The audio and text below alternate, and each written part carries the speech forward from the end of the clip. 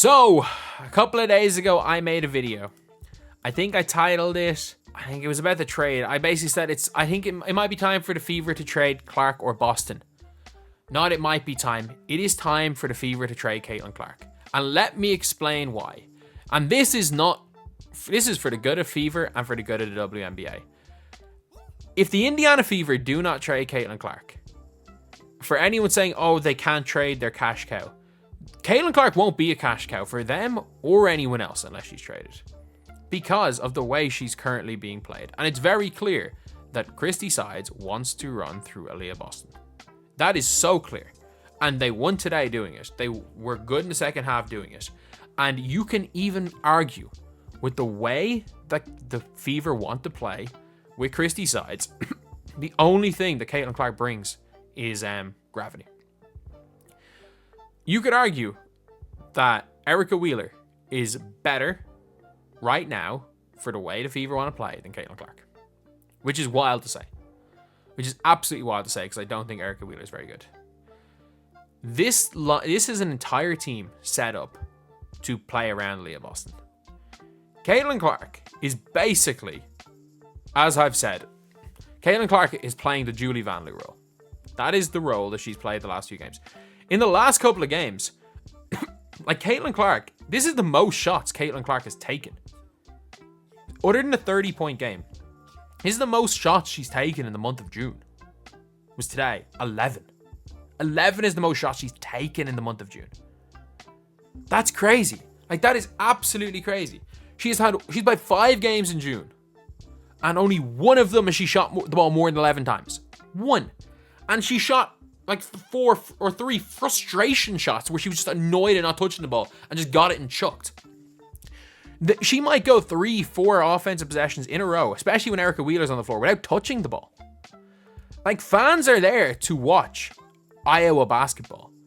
Not just Caitlin Clark, because it was the whole thing. It was the most exciting brand of women's basketball ever. And I don't think anyone, even if you don't want to credit that, if you want to give all the credit to Lisa Bluter, if you want to give all the credit to Kate Martin, to a Fulter, to Gabby Marshall, to Stolke, Stolke can run, and just say Caitlin Clark was a product of a system, then I'm fine with that. Then maybe Caitlin Clark's not the most interesting. The Iowa system was the most interesting system to watch, but it was the most interesting. It was a fast-paced run-and-gun style where you were Caitlin Clark pulling from 30 consistently. It was must-watch TV every single time, and this is where the hype has been. What is not must-watch TV is giving the ball into Aaliyah Boston. At the same time, the job of the Fever players and coaches is to win games. Their job is not to be must-watch TV. It's not to be must-watch TV. But Caitlin Clark, if they keep playing Caitlin Clark the way she is right now, and this is a player who needs to get shots up. This is a player who is absolutely useless in a slowdown system. Because, again, in a lot of times, players are like a product of their circumstances. She just does not fit with Aaliyah Boston. And it's very clear Aaliyah Boston is what they want to run through. So, it doesn't really matter how much money you think Caitlin Clark is going to generate for you short term. If you have Caitlin Clark play the go stand in the corner Caitlin and stay there, if that's what her role is, or sometimes run a pick and roll and pass the ball to Aaliyah Boston and stand and watch her, eventually, and not even soon, like you see that Olympic break in a month's time, the fans aren't coming back. There's going to be a month of watching Caitlin Clark go stand there, not doing anything, averaging 9 points a game. Probably the team winning more games than if she averaged 20 a game, by the way. Her being a good role player. Every bit of the money that Caitlin Clark generates will be gone after the Olympic break. It will be all gone after the Olympic break. For their own good. Because if you want to win games, because like, if the goal is to get as much money as possible out of this, you are telling Christy Sides, no, we are running through Caitlin Clark. You are literally ruthless, being like, Aaliyah Boston, you don't fit with Caitlin Clark, you're gone.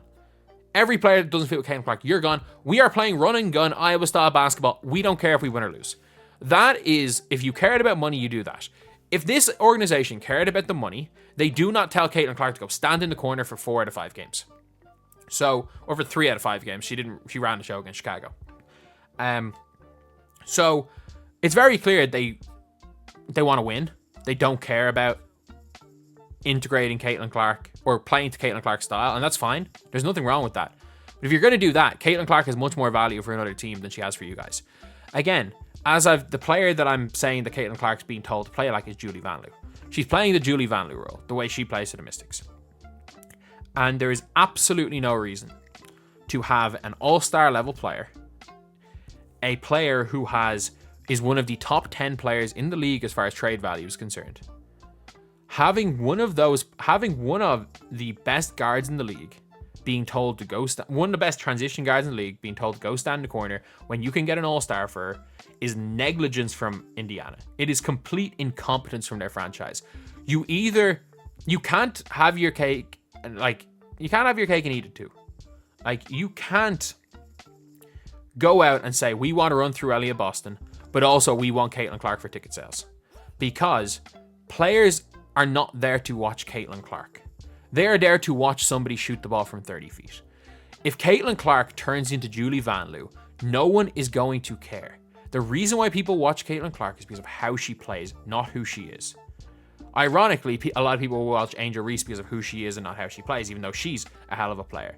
But right now, I'm telling you right now, Rookie of the Year is gone. All-Star, gone. That's not happening. All-Star not happening right now. Rookie of the Year not happening. And because there's a month gap in the middle of the season, everyone is going to forget about this stuff. And yeah, there might be non-basketball talk about Caitlin Clark. But on the court, if she keeps playing like this, like, you can tell with her, there's no joy in her basketball right now, but she is being an effective team player, I guess. She's helping the team win games, but there's absolutely no joy. You can find a player. Erica Wheeler can do exactly what Caitlin Clark is being told to do right now in the Aaliyah Boston system. Why not just trade Caitlin Clark? You can find a player that fits with Aaliyah Boston, and you can actually send Caitlin Clark somewhere that she will excel, the sport will grow, people will watch, and then eventually, when your team might be half decent, you might get more viewers. Instead of being the team and the franchise responsible for ruining the best chance the WNBA has ever had in growth. The only silver lining for the WNBA is that Juju Watkins is coming in 3 years. Forget Paige Becker, she's not as good. And she's nowhere near as much of a draw. But Juju Watkins is coming in 3 years. Or is it 3 years? First year, second year. Yeah, she's coming in 3 years. So, at the end of the day, the WNBA have screwed up mightily with Caitlin Clark. Just everything around it. The Fever have screwed up mightily with it. And I think that this golden goose with Caitlin Clark it's like this close to being finished. The Caitlin Clark hype is this much to being over. I still think she's going to be a hell of a player. I think in 3 or 4 years time, when she gets out of this garbage situation in Indiana, she could be a serious player. I think we'll see her ending up as a top 5 guard in the league. I have no doubt about that. But I think those long 30-foot bombs are going to be gone. I don't think that's going to be in her game. I think the run and gun style is going to be gone. I think the long 30-foot bombs are going to be gone. I think she's going to be like a pass first point guard. I think that's what Caitlin Clark is going to become. I think that's what her coach wants her to become. And unless they get her out of this situation, because Christy Sides is not going to be fired, Aaliyah Boston is not going anywhere. Unless they get her out of this situation. If I'm the WNBA commissioner, I'm calling Indiana and being like, you better trade her. You better trade her. If you don't trade her, I'm going full on David Stern, rigging every draft against you. You cannot blow this for us. You better trade her. Because you see all these TV deals, the WNBA lost more money this year than any other year. Because they're in the hope of future TV deals. If they come back after the Olympic break and the TV numbers are back to what they were last year, which is very likely to happen, it's not good. It's not going to be good at all for anyone involved. I mean, that's the video. Thank you guys for watching. Please like, comment, and subscribe.